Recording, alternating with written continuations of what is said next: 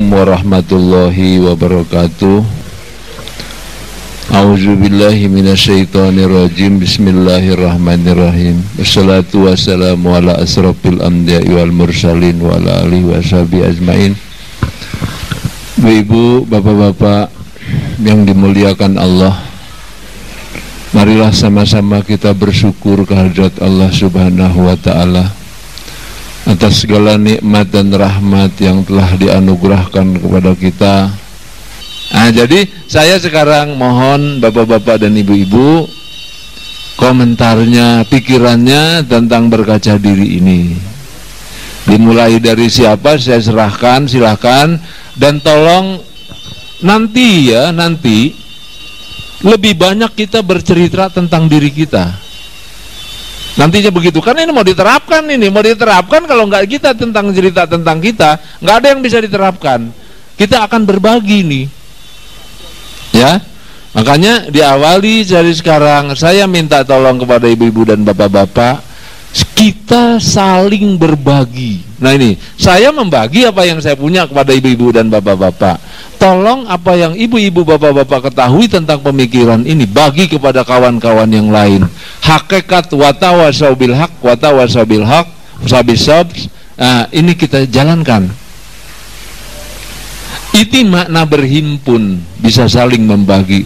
Kalau berhimpun saja tidak saling membagi, tidak saling menunjang, tidak saling mendukung, tidak saling terbuka, tidak saling bermusyawarah, itu sama juga berhimpunnya yang nggak punya makna. Kayak orang ketemu di bioskop sono, rame-rame itu, ya, tapi nggak bisa berbuat apa-apa. Hakikat berhimpun daripada surat Al-Asr itu adalah watawasau bil haq, watawasau bil haq, yang membangun bersama, saling melengkapi. Kita belum bahas surat Al-Asr ya, nanti juga ada surat Al-Asr, nanti kita akan bahas. Nah ini saya minta tolong dimulai dari siapa, saya serahkan kepada bapak-bapak dan ibu-ibu. Komentar saja, apa kira-kira bagaimana? Silakan. Pak, silakan Pak. Ini membagi kepada kawan-kawan yang lain. Kita membagi. Silakan Pak. Bismillahirrahmanirrahim. Assalamualaikum warahmatullahi wabarakatuh. Jadi saya bukan mengomentari, hanya urun rembuk.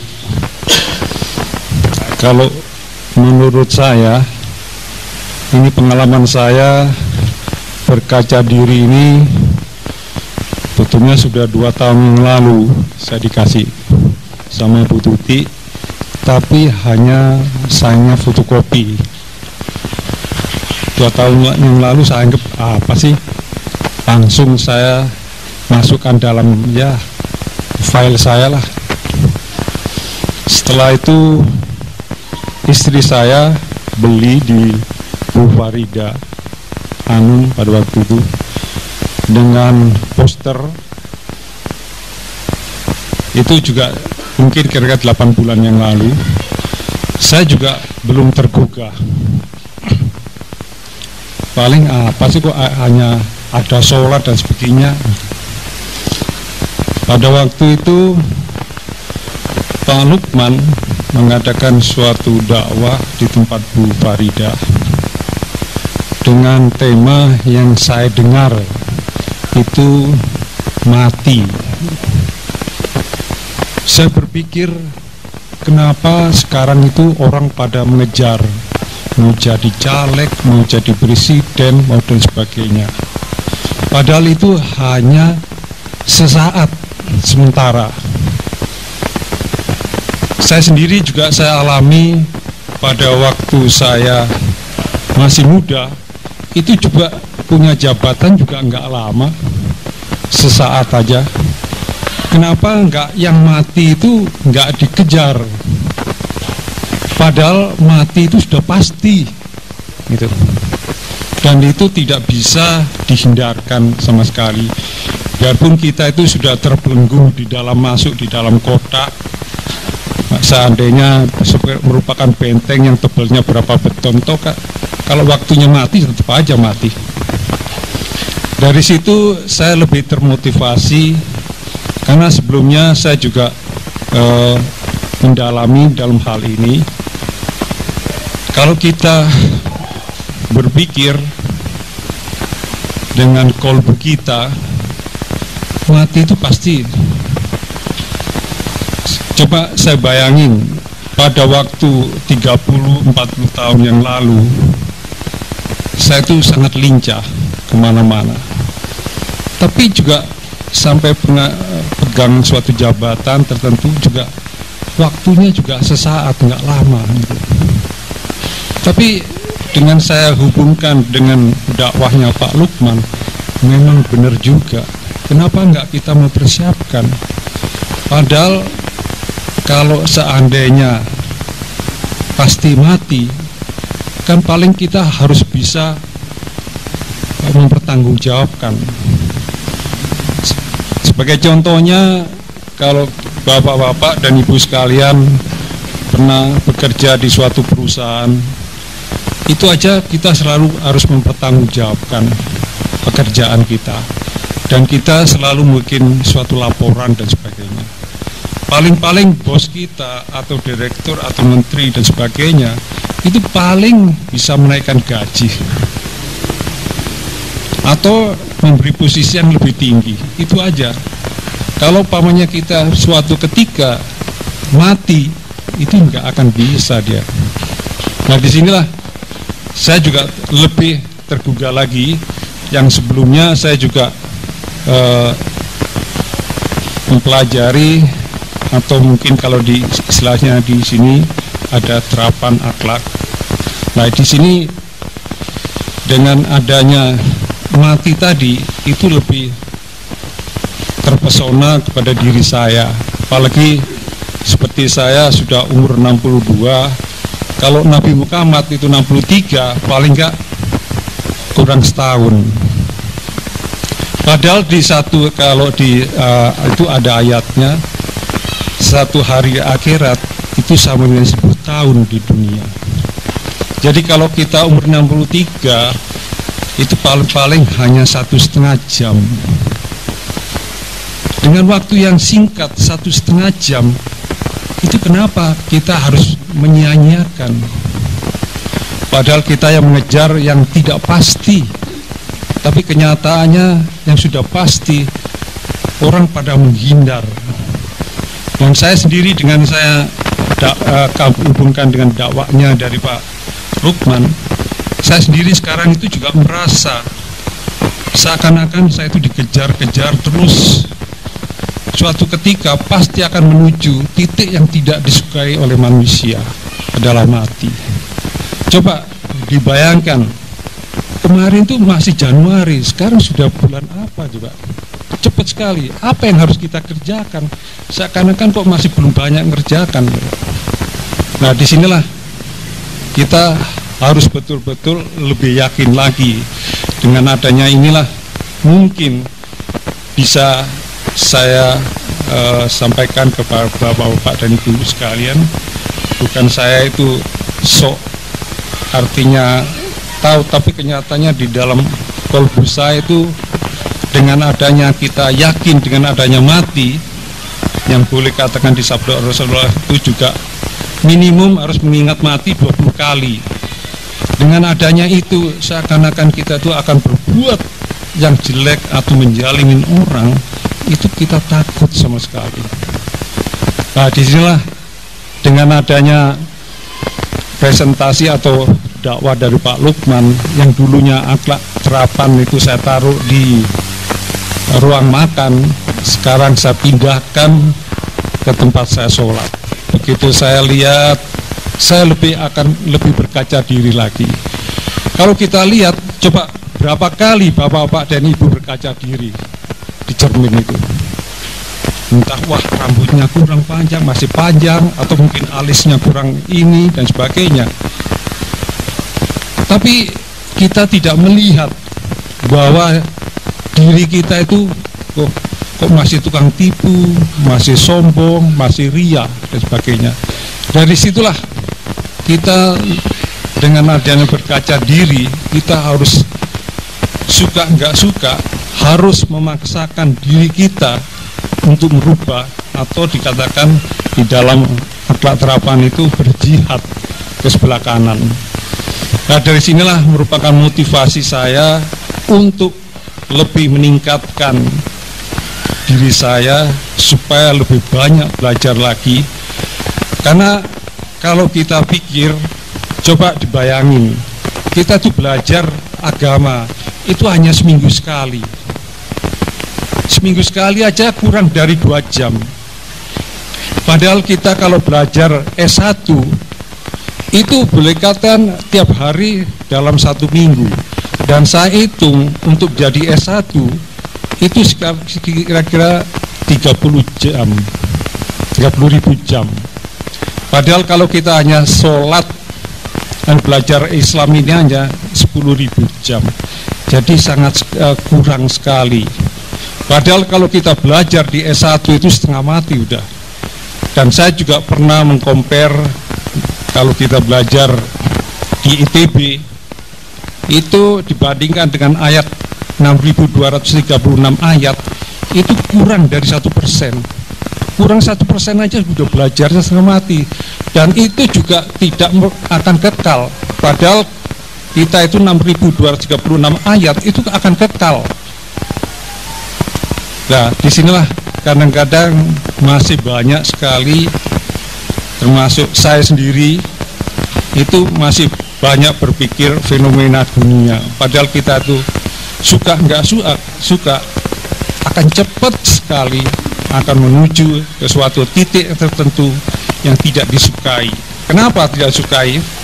Karena pertanggungjawabnya kita yang belum diselesaikan. Nah, di sini berbeda dengan kalau di kantor. Kalau di kantor itu kan selalu kita mempertanggungjawabkan keatasan dan sebagainya, kita siap. Padahal kita di sini boleh katakan kurang sekali. Makanya dengan berkaca diri, menurut saya sangat baik sekali.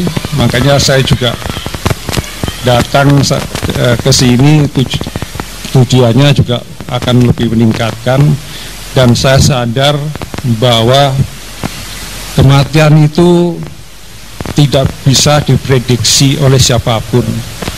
Mungkin besok pagi atau seminggu lagi atau sebagai apa yang harus kita siapkan, padahal kita belum siap apa sama sekali. Saya kira itu aja yang saya sampaikan, mudah-mudahan bisa bermanfaat untuk kita semua. Wassalamualaikum warahmatullahi wabarakatuh. Silakan. Siapa lagi? Silakan. Ya.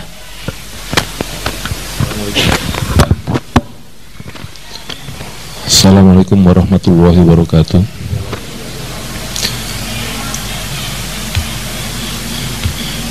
Pertama sekali saya ingin mengucapkan syukur alhamdulillah, syukur pada Allah yang telah mempertemukan saya dengan Pak Lukman melalui Ibu Tuti. Saya ingin sharing sebagaimana Pak Makmur telah lakukan tadi. Saya dibesarkan di daerah yang katakanlah hitam, di daerah Tanah Abang, kebun kacang. Cuma kebetulan saya dilahirkan dari seorang ibu, yang ibu saya adalah dosen agama, ayah saya fanatik, dan saya sejak kecil belajar sholat, baca Quran, dan sering mengikuti majelis taklim. Tahun 81 saya pernah membentuk forum studi dan komunikasi dengan teman-teman. Waktu itu dibahas masalah sabar berminggu-minggu, masalah kepemimpinan berminggu-minggu. Tapi barusan beberapa menit, 2-3 menit sebelum dimulai acara, Pak Lukman sempat ngobrol di sini dengan saya, dengan teman bapak-bapak di sini. Terus terang terperangah saya bahwa yang selama ini saya pelajari tentunya tidak sia-sia, tapi itu masih bersifat parsial. Tadi belum sempurna, belum lengkap, baru berapa detik, berapa menit Pak Lukman mengatakan bagaimana mestinya kita mengenal Allah secara utuh, bagaimana kita mengenal Islam secara utuh. Selama ini saya juga mengenal istilah kata-kata fisilmi kafah, tapi sebenarnya sungguh sekian belas tahun, sekian puluh tahun yang saya lakukan itu masih parsial.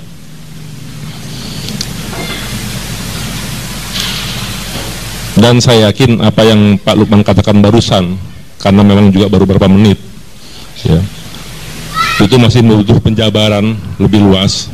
Namun saya terus terang aja merasa selama ini telah salah, atau belum sempurna, atau masih jauh dari pendekatannya salah, metodenya salah. Inilah yang terjadi selama ini di masyarakat kita. Sehingga saya berharap, tidak lain, saya bersyukur adanya pengajian ini dan berharap kita semua bisa memetik hikmah dalam pengajian ini, dan terutama diri saya. Semoga Allah memanjangkan umur saya sampai akhir hayat masih tetap dalam pengajian ini, karena dari beberapa pengajian yang ada aja masih bentang-bentang istilahnya. Dan satu hal yang saya sangat khawatirkan, begitu saya menganggap, begitu saya memandang apa yang dijelaskan Pak Lukman, betapa sebenarnya apa yang kita bahas selama ini itu masih kulit pun belum semuanya.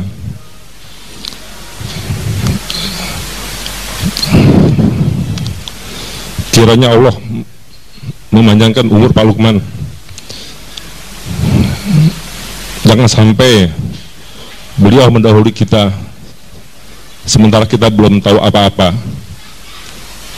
Sungguh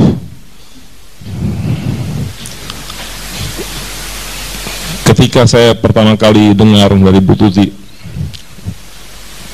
ada teman atau banyak teman, banyak guru, banyak ustadz, saya mohon maaf ini tidak bermaksud khusus individu, ya sebenarnya sesuatu yang biasa saja, karena memang selama ini banyak ustadz dan guru yang kita kenal.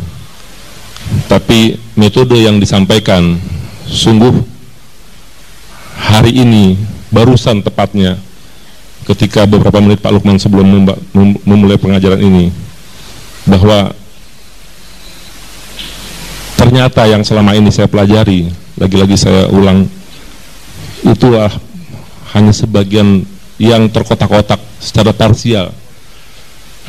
Sekarang walaupun juga belum menyeluruh, tapi sudah jelas arahnya. Inilah yang akan kita hadapi. Sekali lagi semoga kita semua yang ada di sini dipanjangkan umurnya sampai bisa secara estafet meneruskan kepada generasi anak cucu kita. Saya kira itu aja dari saya. Assalamualaikum warahmatullahi wabarakatuh. Silakan Pak, silakan. Kita ibu-ibu barangkali ganti ibu-ibu, silakan. Ya Ibu. Assalamualaikum warahmatullahi wabarakatuh. Pak Lukman yang terhormat, saya sebagai pengurus, kami sebagai pengurus masjid ini merasa betul-betul mendapatkan suatu hidayah dari Allah, bahwa Pak Lukman itu memilih masjid kami sebagai pengembangan ilmu ini.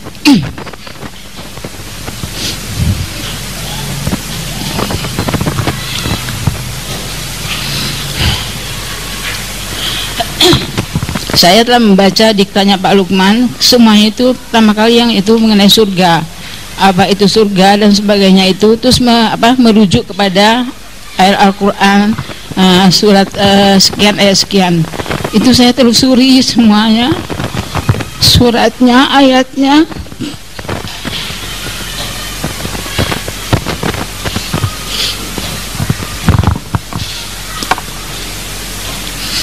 Terus saya merasa betul-betul apa yang saya lakukan selama ini tidak ada apa-apanya, karena bagaimana caranya masuk surga, apakah itu harus diuji dulu, dan sampai ke diktat yang pertama ini Pak, sampai habis saya telusuri ayat-ayatnya, Ya Allah, kalau begitu selama ini saya itu bukan apa-apa. Saya telah melakukan rukun Islam yang 5 itu saya laksanakan, saya belajar, tapi rasanya tidak pantas saya untuk masuk surga.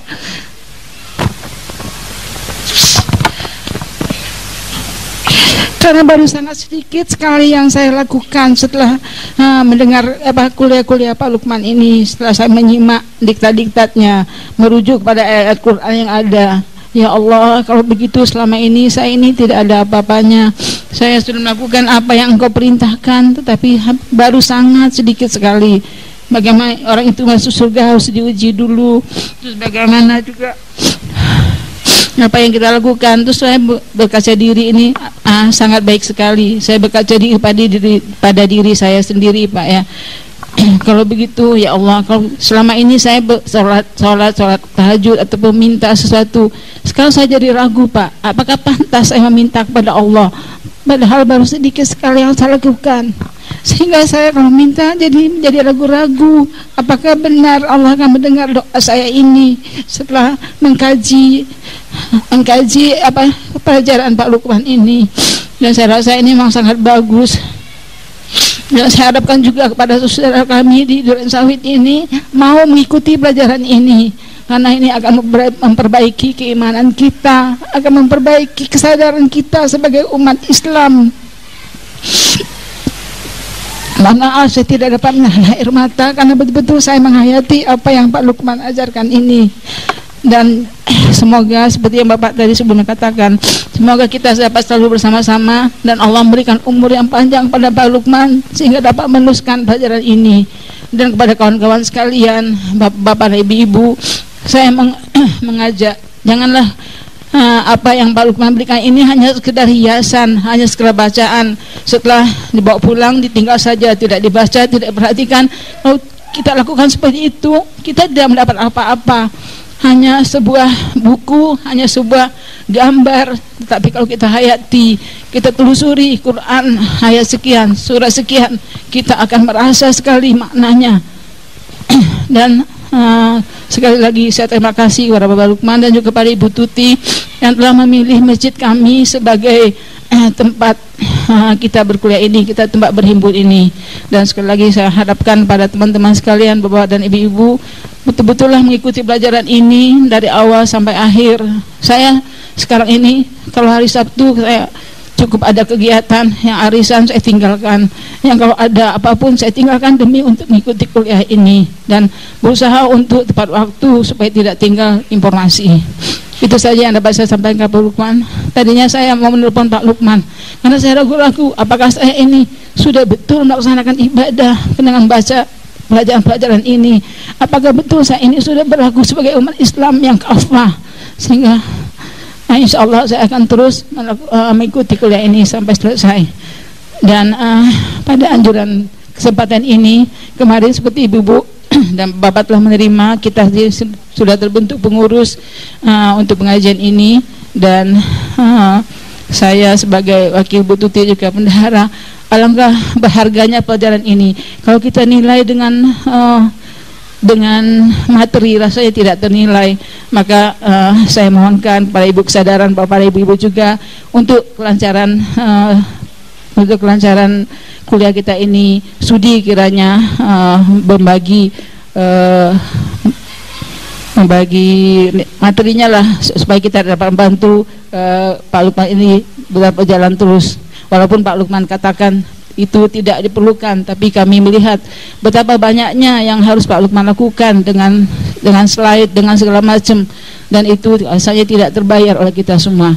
Itu saja dari saya. Wassalamualaikum warahmatullahi wabarakatuh.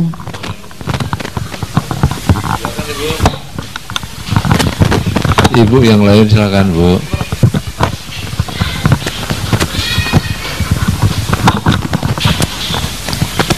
Assalamualaikum warahmatullahi wabarakatuh. Terima kasih saya ucapkan kepada terutama Bapak Lukman beserta Ibu dan segenap pengurus Masjid Al-Mujahidin ini. Di sini saya ingin memperkenalkan diri dulu. Nama saya adalah Ibu Fatimah, tinggal saya ada di Condet. selama ini saya setelah mengikuti pengajian yang di berbagai tempat, sangat terasa disinilah mungkin saya bisa menemukan, bisa mengenal hidup di dalam diri saya.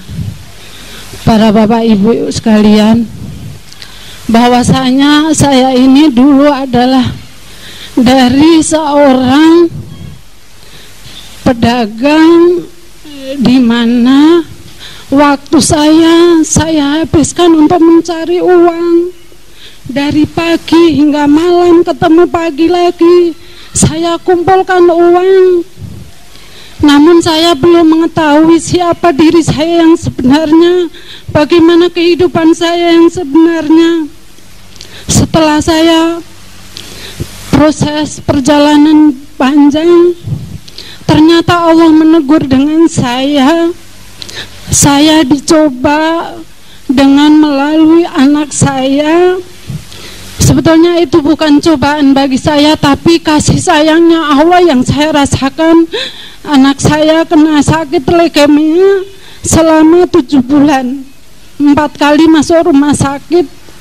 Sekarang saya merasakan sepertinya Allah itu berkata begini, ya ibu, bisa enggak uang yang kamu kumpulkan dari pagi hingga sore kamu untuk mempertahankan nyawa anak kamu, sehingga kamu lalai mengingat aku, sehingga dirimu pelit, sehingga dirimu sombong, tidak pernah berdoa, tidak pernah berzikir kepada Allah.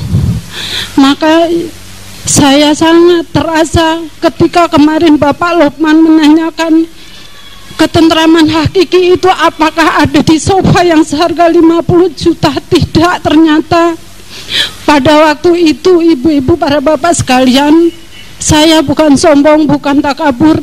Sehari saya bisa mengumpulkan uang mungkin lebih banyak penghasilan daripada suami saya. Saya paling tidak sehari bisa mendapatkan 500.000, katakanlah seperti itu. Namun ternyata saya masih ego, dikit-dikit marah, berantem sama suami, masih ngelawan.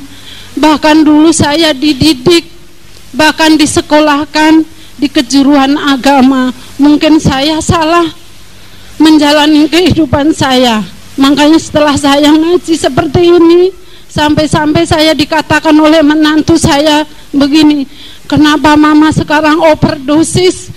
Kesibukannya sampai pulang dari sini, setiap pulang dari sini saya 8:30 Pak, sampai ke rumah.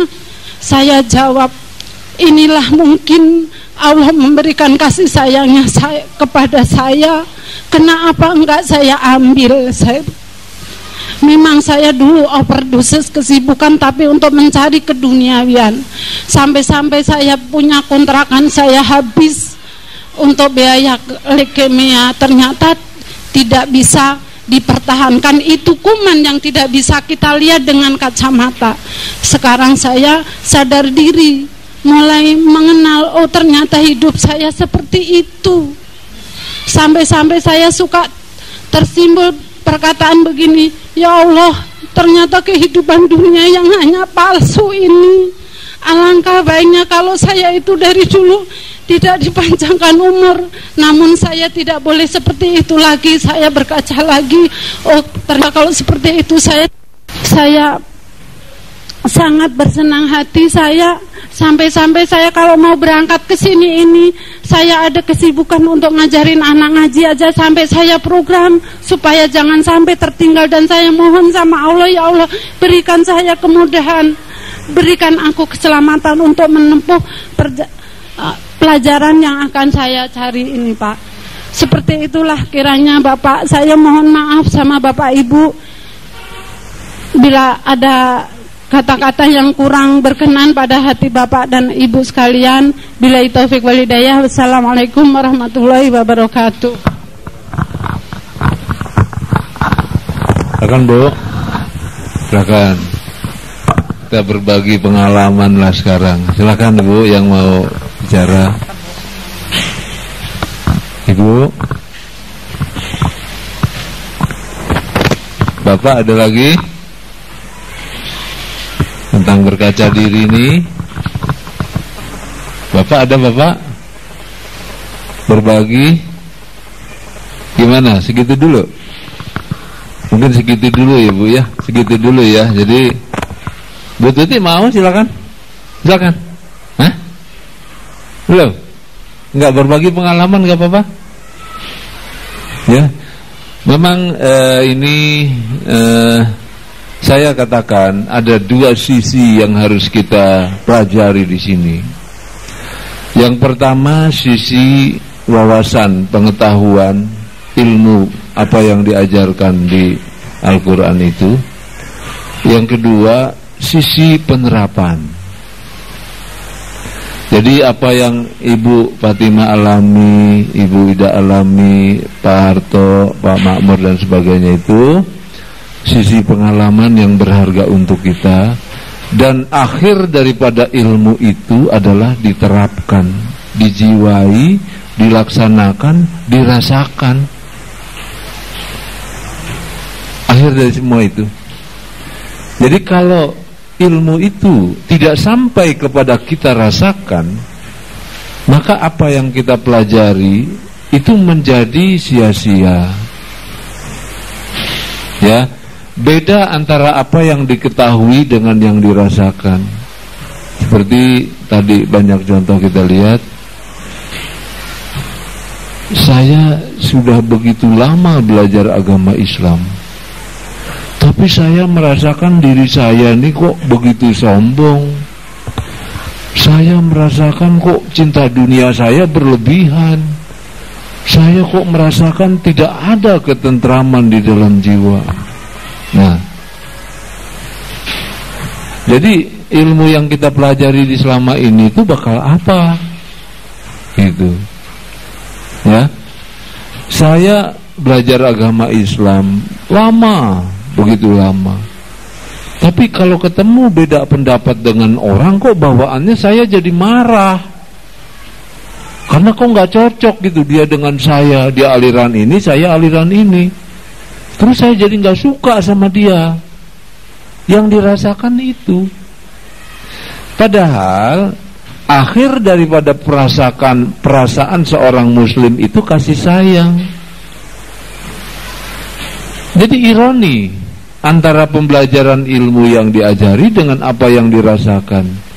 Maka saya buatkan itu standar-standar apa yang kita rasakan. Ibu Ida tadi bilang, waktu kita selama ini apa yang kita pelajari, apa sudah benar, menimbulkan keraguan saya, apakah saya meminta kepada Allah ini segala sesuatu, rasanya kok gak pantas. Kalau dulu saya minta terus gini, setelah saya sadari siapa saya yang sebenarnya, apa layak saya masuk surga dalam keadaan batin saya seperti ini, kehidupan saya seperti ini, jiwa saya seperti ini, rasanya malu kita kepada Allah untuk meminta sesuatu. Padahal dulu sebelum kita sadari itu, yang namanya minta kepada Allah tuh maksa.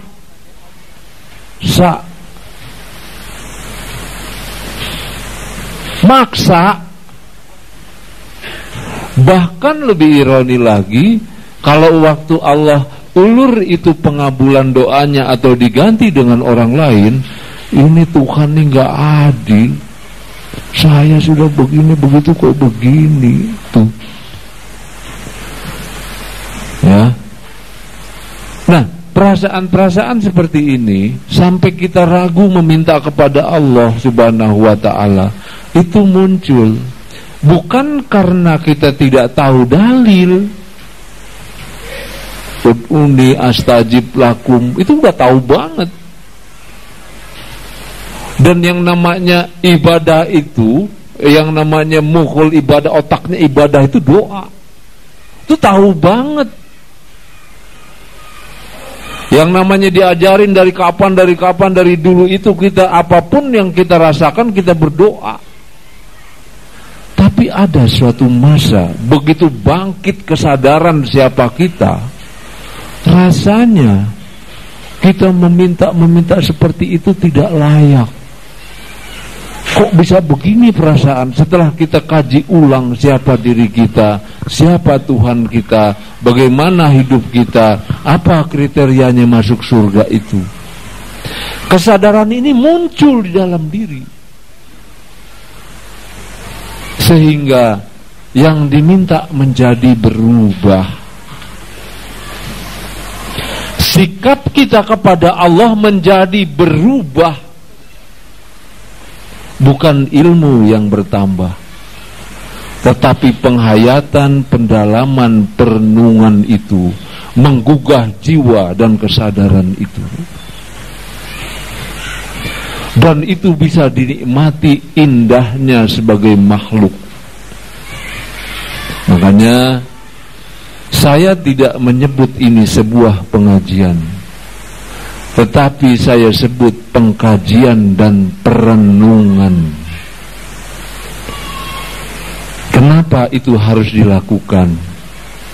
Padahal perenungan dan pengkajian itu harus dilakukan dimanapun kita berada. Coba deh kita lihat, kemarin udah kita ceritakan, di sana ada ingat Allah. Saya sebut di sana surat 3 ayat 191. Ya, ingat Allah itu. Di sana karena ingat Allah itu tersadarlah diri kita, dan kita sebut di dalam jiwa kita, Maha Suci Engkau ya Tuhan. Sampai sebegitu jiwa itu. Jadi mungkin saya sebut dia ingat Allah di sana, saya sebut dengan Qur'annya, dan saya arahkan dia agar kita menyadari siapa kita, siapa Tuhan, dengan perenungan yang sesadar-sadarnya, sehingga subhanallah gitu.